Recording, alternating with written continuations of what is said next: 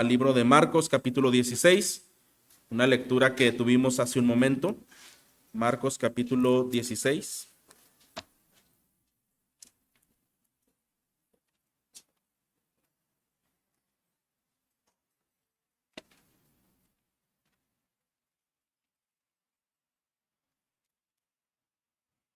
Se ha leído todo este capítulo y solamente quisiera invitarle a que leamos hasta el versículo 8 para recordar este relato, y voy a leerlo yo.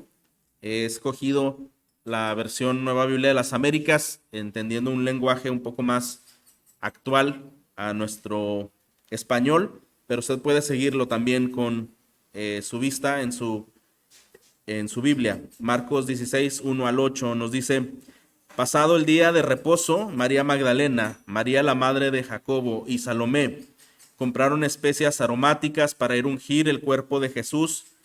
Muy de mañana, el primer día de la semana, llegaron al sepulcro cuando el sol ya había salido, y se decían unas a otras: ¿quién nos removerá la piedra de la entrada del sepulcro? Cuando levantaron los ojos, vieron que la piedra, aunque era sumamente grande, había sido removida.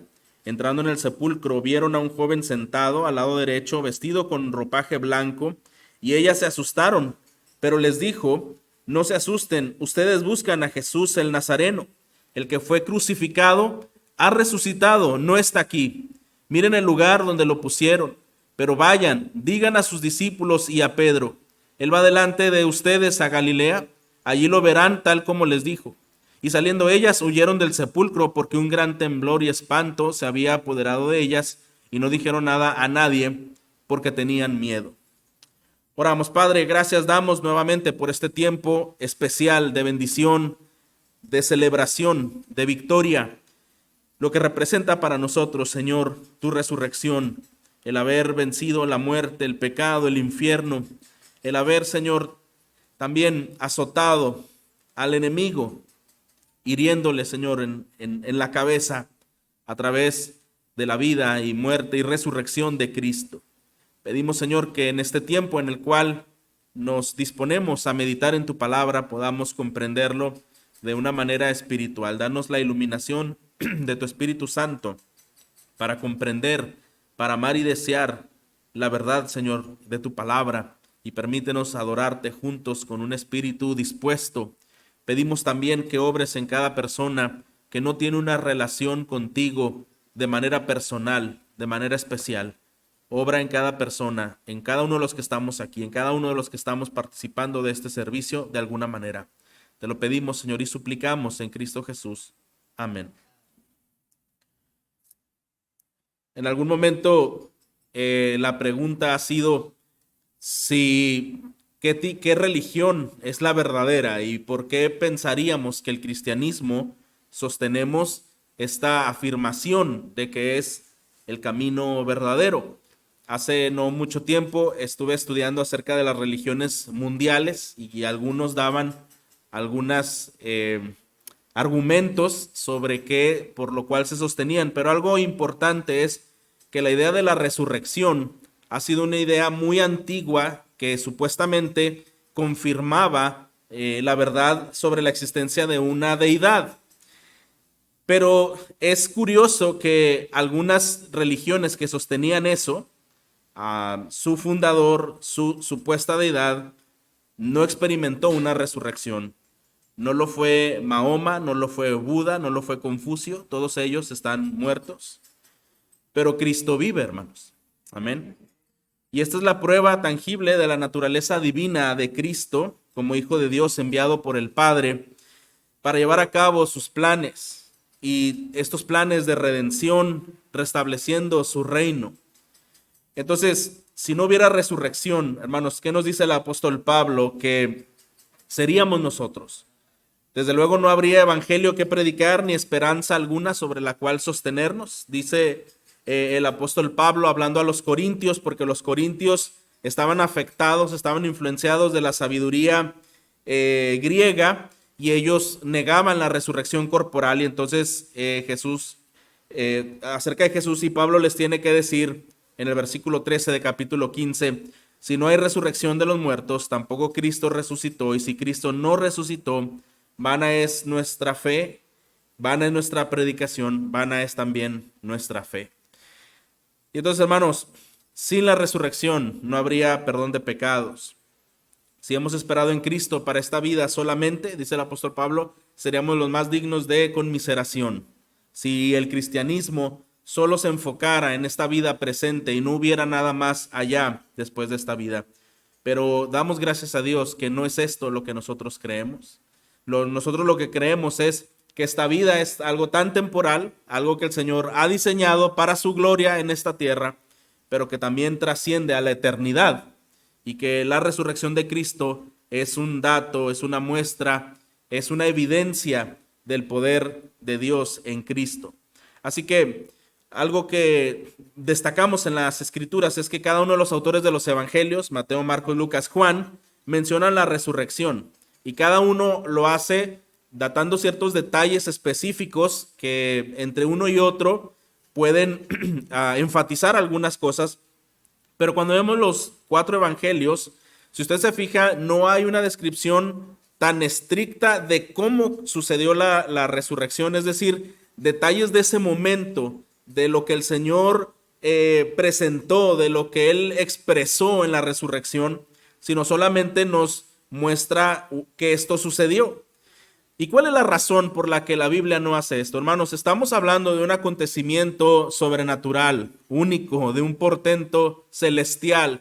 Y creo que como seres humanos somos muy dados, tenemos una tendencia muy fuerte al misticismo y a desviar nuestro afecto y desviar lo importante en algunos detalles que nos parecen extraordinarios. Y pudiera ser que estuviéramos concentrándonos en un hecho solamente por el hecho, más que en lo que esto representaba, más que un cumplimiento de una promesa cumplida, ¿tá? Entonces, yo creo que el Señor, si no nos da detalles en la palabra, es que no quiso narrar una historia fantástica por lo sobrenatural del carácter de la resurrección. Pero los autores sí quisieron enfatizar esta verdad y sus implicaciones, más que en describir lo espectacular del evento. Y hoy yo quiero, tomando como base estos versículos que se leyeron, los primeros versículos de este capítulo 16, para ver algunos detalles. Yo quisiera que a través de estos detalles pudiéramos nosotros encontrar la enseñanza que el Señor quiere mostrarnos. Y mire, primero en el versículo 1 nos dice que había pasado el día de reposo, ¿verdad? Lo que aquí sucede, pues María Magdalena, María la madre de Jacob y Salomé, 3 mujeres que habían habían sido fieles y seguían a Jesús, le habían servido durante su ministerio en Galilea y se habían quedado hasta el final de la crucifixión. Podemos ver un grupo fiel al Señor, un grupo servicial al Señor, entregado al Señor, y que había ido más allá de solamente ver ese espantoso hecho cuando Cristo fue crucificado. Si ponemos una imagen un poco más global de lo que ahí pasaba, muchos quizá se enfriaron, se llenaron de temor, se retiraron una vez que había pasado este evento. Algunos volvieron a sus antiguas tareas y otros habían decaído en su fe, en su semblante, en su ánimo. Pero no es, hermanos, de llamar nuestra atención que estas mujeres continuaron su servicio, su expectativa de ser fieles al Señor. Desde luego que ellas no estaban tomando en cuenta que habría una resurrección. No había esa expectativa en ellas. Lo que más bien estas mujeres demuestran en este relato es que ellas estaban siendo fieles al Señor hasta el último momento. Y mire, el embalsamar un cuerpo, el preparar un cuerpo en la sepultura, pues era una práctica común de aquella época, que notaba amor hacia un familiar o una persona cercana, y el único propósito por el cual existía eso es impedir un mal olor de un estado de descomposición el mayor tiempo que se pudiera. Era un acto de amor, no iba a arreglar nada, solamente era por el amor que había por la persona fallecida que se prestaba a este servicio. Y estas mujeres estaban pensando en sí mismas, estaban pensando acerca de este evento, que ellas querían servir al Señor hasta el último momento. sin esperar, sin saber acerca de la resurrección. ¿Qué nos dice aquí este texto? Dice que pasado el día de reposo. Entonces, al parecer, debido a la llegada del Shabbat, estas mujeres no pudieron preparar el cuerpo de Jesús como ellas hubieran querido. Entonces tuvieron que suspender esta actividad y esperar hasta el día domingo para poder ir y hacer este servicio. Entonces esperaron a que llegara este día y desde luego hubiera lugares abiertos de comercio para poder comprar las especies e ir y llegar hasta el sepulcro. Ahora es importante saber que estas mujeres habían seguido a José de Arimatea y a Nicodemo, quien se había añadido un poco más tarde, para saber dónde estos hombres habían llevado el cuerpo del Señor. Y una vez que ellas llegan, dice que pasando el día de reposo a la puesta del sol, estas mujeres salen apresuradamente, compran estas cosas y de madrugada fueron a ungir el cuerpo del Señor. Entonces, una vez que ellas están ahí y tienen esta oportunidad de servir al Señor por última vez, quieren entonces hacer este servicio con gran amor, pero había un problema que ellas intentan resolver, y esto lo vemos en el versículo 3, dice, y se decían unas a otras, ¿quién nos removerá la piedra de la entrada del sepulcro? Entonces ellas sabían que iban a toparse con este problema. Había sido colocado en el sepulcro una roca enorme, ¿verdad? Y esto impedía que se tomaran el cuerpo de Jesús, los seguidores de Jesús, y después dijeran, bueno, él resucitó cuando realmente lo habían quitado de ahí. El gobierno romano se había asegurado de que esto no pasara e incluso había guardia afuera del sepulcro. Por todas partes ellos habían escuchado lo que el Señor había dicho, que 3 días después edificaría ese templo, y quizá algunos habían comprendido lo que él estaba diciendo, lo que él quería comunicar, y por todas partes ellos querían evitar que hubiera una falsedad respecto de la resurrección, algo tramado por los seguidores de Jesús. Pero contrario a eso, hermanos, si pudiéramos meditar un poco cuál era la actitud de los discípulos, y lo vamos a ver en lo que se ha leído ya, es que ellos no estaban pendientes de un evento diferente después de la muerte de Cristo. Como mencioné hace un momento, algunos estaban en sus antiguas tareas, otros sí estaban en una reunión, pero no estaban pendientes de ello, todavía intentando asimilar y sobreponerse de lo que había ocurrido algunos días antes. Por eso es que cuando la Biblia menciona detalles y menciona personas, mencionando sus nombres específicamente, ahí hay algo en lo cual importante que el Señor nos quiere decir. Y no son los discípulos los que están ahí pendientes, sirviendo al Señor aún en su muerte después de ello. Son estas mujeres que habían sido fieles durante todo el ministerio del Señor Jesús hasta el último momento. Habían sido estas personas. Y estas mujeres, una vez que estaban allí amando al Señor, al punto de no tener reparo, identificándose con Él en un momento tan inapropiado, en el aspecto de tener que llegar y hacer este servicio a Él, pese a que Roma había declarado a Jesús como uno de los peores criminales, y aun cuando muchos de sus seguidores se habían retirado, solamente disfrutaron de los placeres de su ministerio cuando estuvo predicando, enseñando, sanando, pero no obstante estas mujeres que aún lo amaban, estaban allí, y Dios recompensó esta fidelidad al escogerlas como las primeras testigos oculares de su resurrección. Quiero en este aspecto hacer como un pequeño paréntesis y decir algo, hermanos.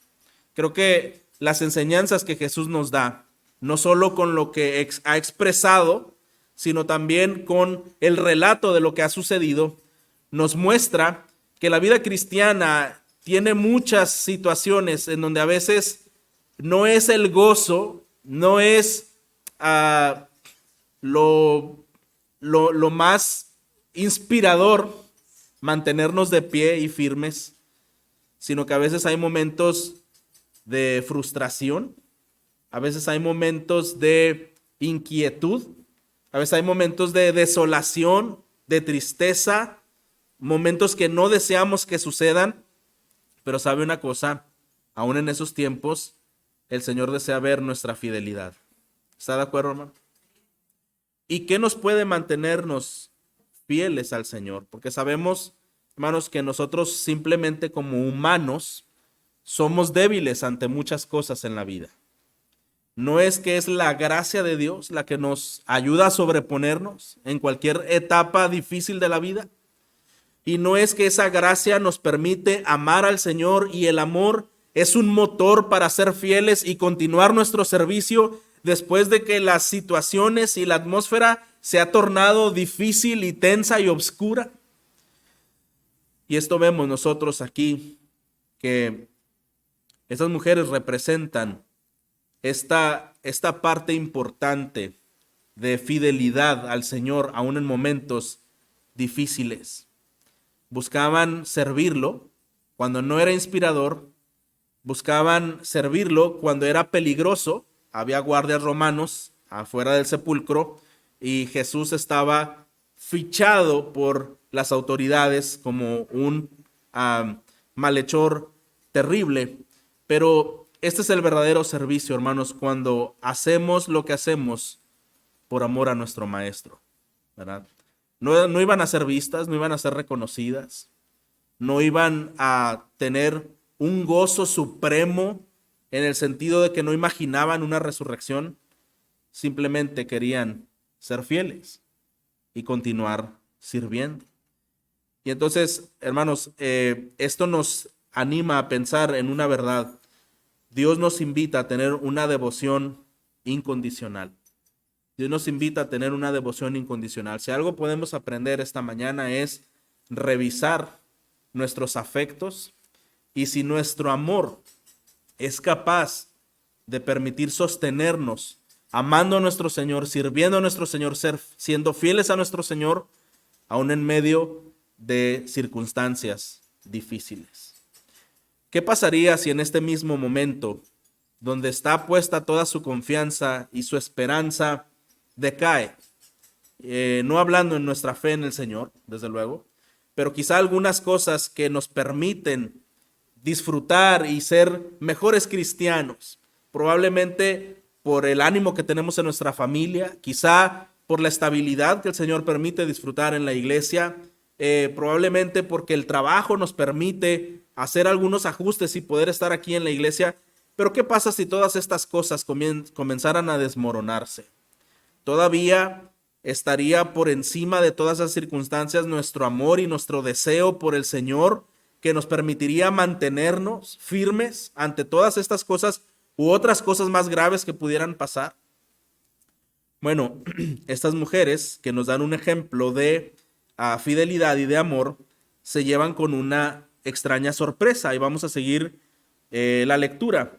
En el versículo 3 hemos leído que ellas se preguntan ¿quién nos va a ayudar a remover la piedra del sepulcro? Y dice en el versículo 4, cuando levantaron los ojos vieron que la piedra, aunque era sumamente grande, había sido removida. Y otra vez el texto señala esta descripción, una piedra sumamente grande, pero había sido removida. Lo que quiere decir es que esta extraña sorpresa era de una tumba abierta y una tumba vacía. Pilato había mandado asegurar el sepulcro a petición de algunos que habían escuchado acerca de la posibilidad de la resurrección. Y como mencioné hace un momento, ellos querían asegurarse que no fuera un truco. Pero, ¿qué nos dice también Mateo 28:2? Nos dice que hubo un gran terremoto porque un ángel del Señor descendió del cielo y removió la piedra. Entonces, la pregunta era, ¿quién había removido esa piedra? Bueno, Mateo 28:2 nos dice que hubo un ángel del Señor, este mismo.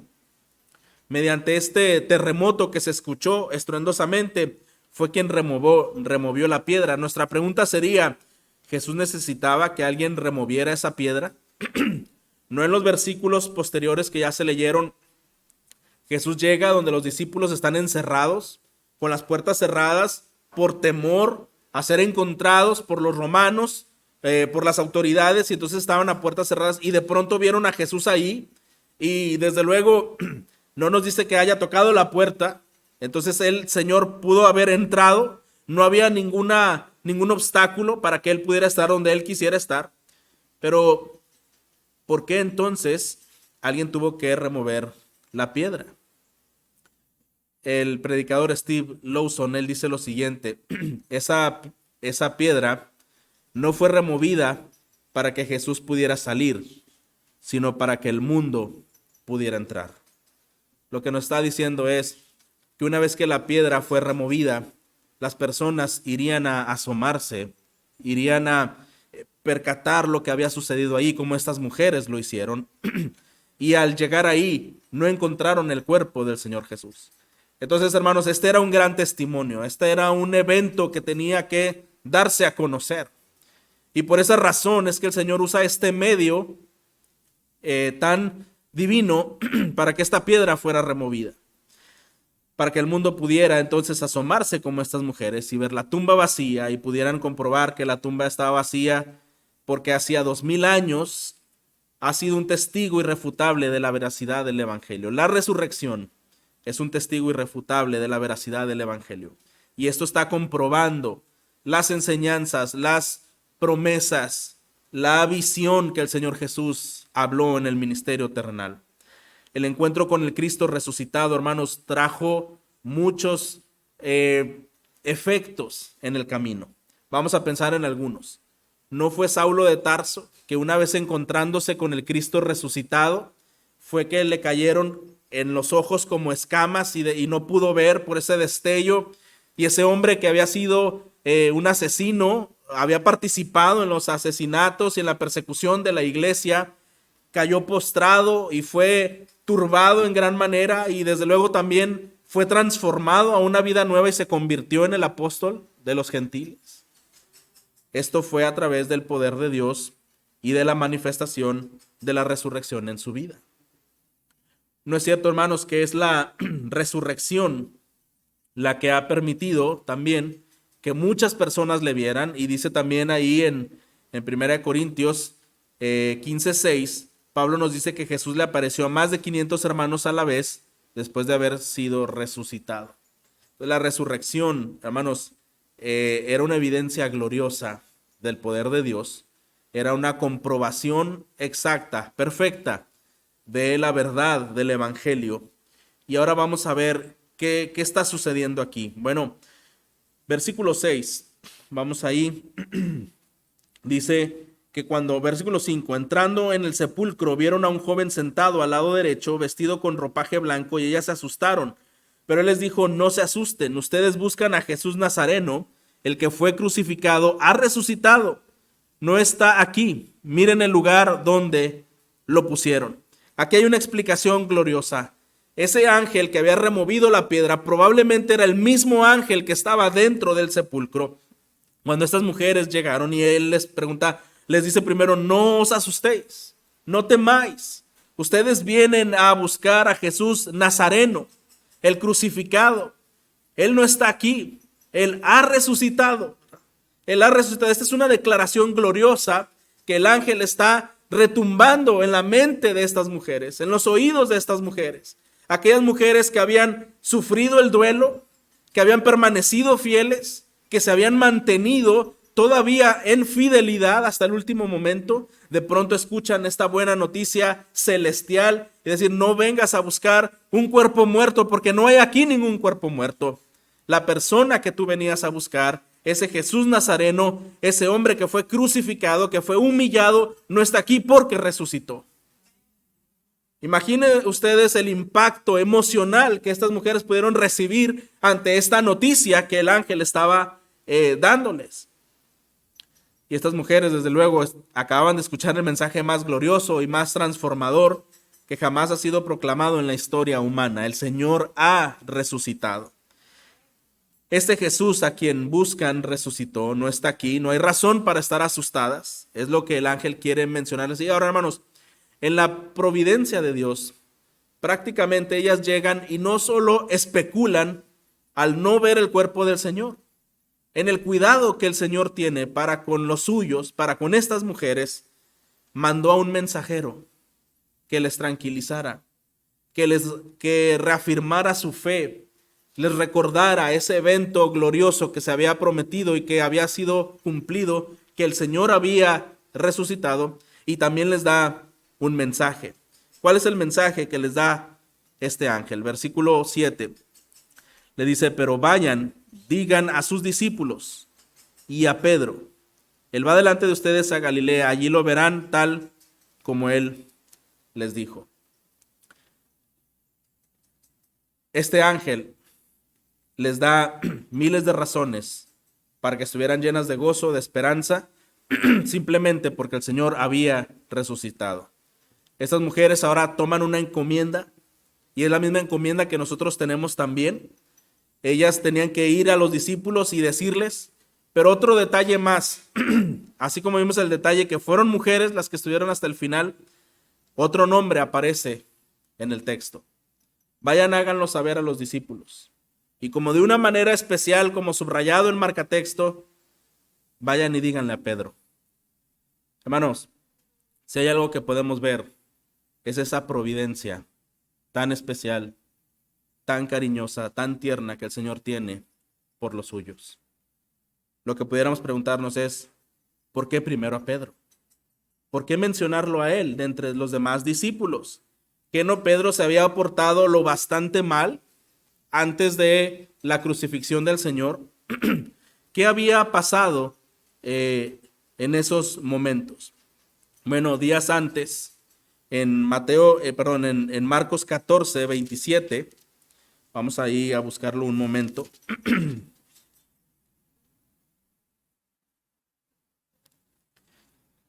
Para recordar por qué a Pedro.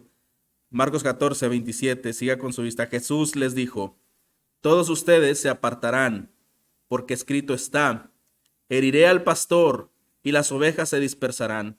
Pero después de que yo haya resucitado, iré delante de ustedes a Galilea. Aunque todos se aparten, yo sin embargo no lo haré, le dijo Pedro.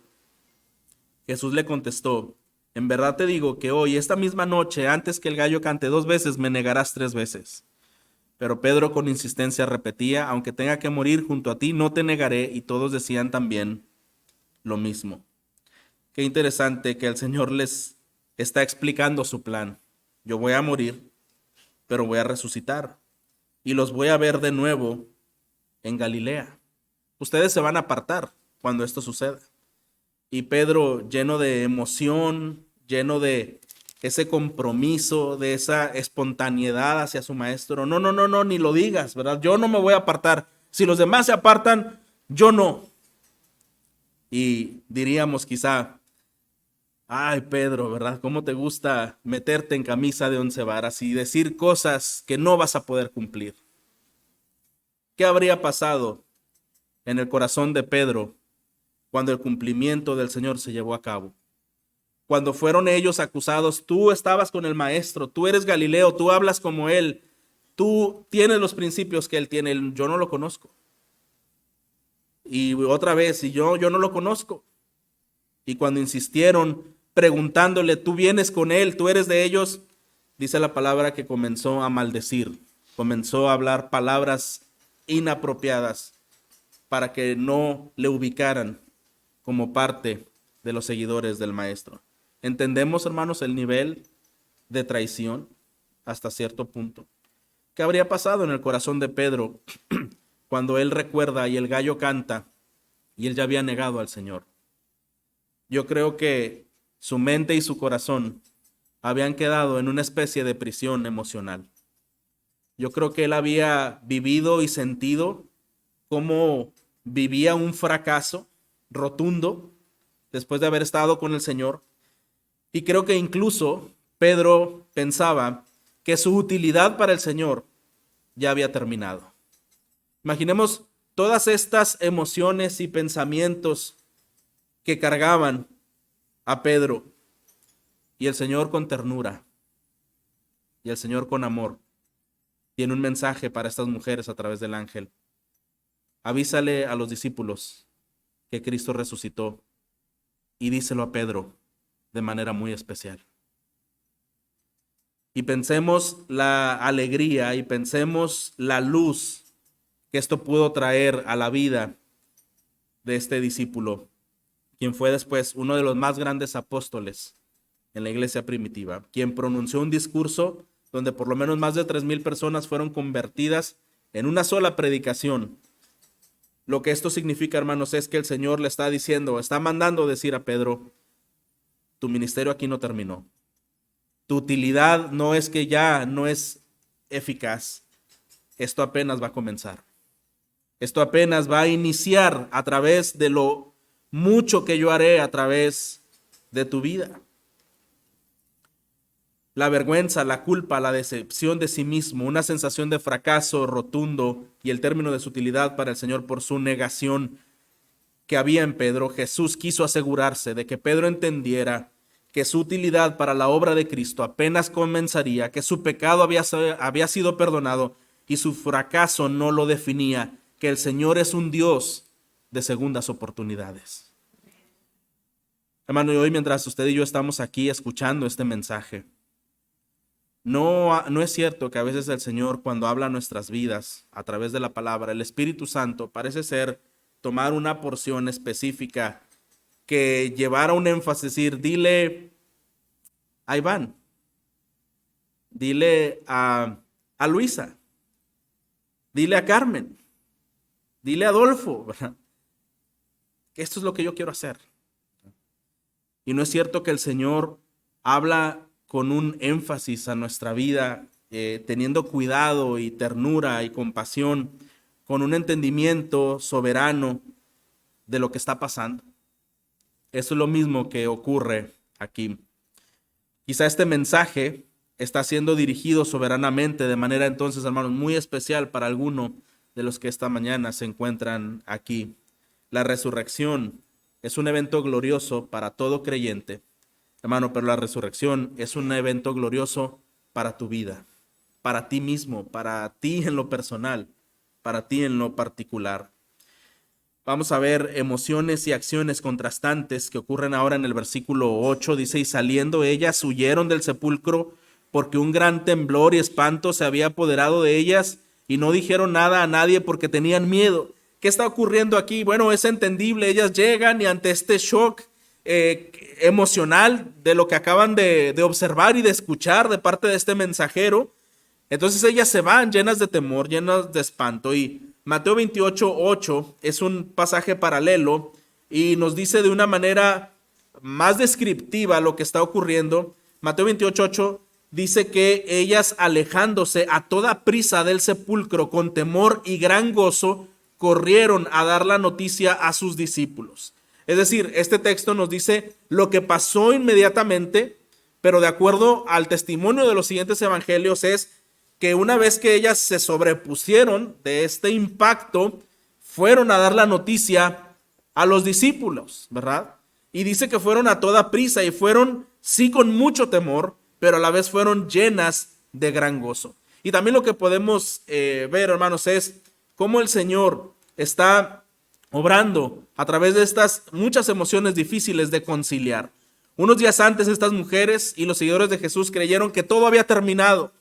Algunos todavía viviendo el duelo, la pena, la dificultad, la soledad, la pérdida de su querido maestro.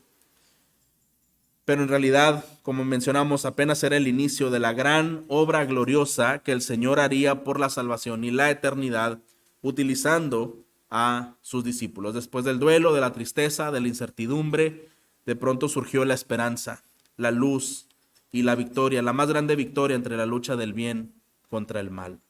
Cristo resucitó y venció en su resurrección la muerte, el pecado, el infierno y a Satanás.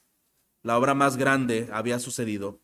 La confirmación, hermanos, de nuestra fe gloriosa en Jesucristo como nuestro Salvador y como nuestro Rey, que regresará, que enjugará toda lágrima y nos gozaremos en Él para siempre, porque los que en Cristo mueren resucitarán como Él resucitó. Esta es nuestra esperanza gloriosa. Solamente mencionaré como conclusión qué sucede en el resto de la narración. ¿A quién apareció Jesús primero? Dice que apareció a María Magdalena, de la que habían salido 7 demonios, y ella lo comunicó a los que habían estado con él, ¿verdad? Dice que después de esto a los discípulos, aunque ellos no le creyeron. El Señor recompensa una fidelidad dando esta primicia a María Magdalena. Y los discípulos fueron incrédulos al principio. Pero el Señor, después de que Él resucita y ve a los discípulos, les encomienda esta tarea, ¿verdad? Que fueran a todo el mundo, hicieran discípulos, fueran a toda criatura y pudieran predicar este evangelio del reino. En el versículo 19 nos dice: entonces el Señor Jesús, después de hablar con ellos, fue recibido en el cielo y se sentó a la diestra de Dios. Y ellos salieron y predicaron por todas partes, colaborando el Señor con ellos y confirmando la palabra por medio de las señales que le seguían. Esta parte nos enseña cómo comunican esta verdad, esta salvación eterna. Esto nos dice cómo el Señor apenas estaba construyendo esta tarea de llevar el evangelio y de hablar acerca de Cristo, de su muerte, de su resurrección, de sus propósitos. ¿Y a quién usaría? A esos discípulos abandonados, abatidos, desesperados, frustrados, entristecidos, que a pesar de que estuvieron mucho tiempo escuchando y viendo el poder de Dios, parecía que muchas cosas no las habían comprendido. Pero a esas personas imperfectas, temerosas, con cierta torpeza, el Señor va una vez más y les vuelve a usar de una manera sin igual, que hasta el día de hoy nosotros hemos sido bendecidos por el ministerio de los apóstoles. Y quiero culminar, hermano, que la resurrección entonces es un evento que ha trastocado toda la historia de la humanidad, y no solo de la humanidad en la época presente, sino que la resurrección es este medio glorioso en el cual nos confirma que hay una eternidad con Cristo para siempre, que los muertos en Cristo también resucitarán como Él resucitó. Y quiero decir, hermanos, que este evento es tan importante para nosotros porque confirma la verdad del evangelio, la divinidad de nuestro Señor Jesucristo, pero también, hermanos, la resurrección es tan importante para nosotros porque nos muestra, como hemos dicho, a un Dios compasivo, misericordioso y tierno, de segundas oportunidades. Yo no sé cómo esté su corazón y cómo esté su alma. No sé ni siquiera las circunstancias que usted pueda estar viviendo en este momento. Pero como el Señor tuvo algo importante que hacer con estas mujeres, y como el Señor tuvo un mensaje importante que decirle a Pedro, y como el Señor tuvo una tarea que encomendar a estos discípulos abatidos, el Señor quiere hablar a nuestras vidas y tiene tareas específicas, tiene instrucciones específicas para nosotros por esta gloria de la resurrección. Yo quiero invitarles, hermanos, a que este día demos gracias a Dios por este evento glorioso que nos confirma la verdad de Cristo, la verdad del evangelio, nos promete, nos garantiza esta eternidad de resurrección y también nos anima a seguir siendo fieles, sabiendo que el Señor es fiel.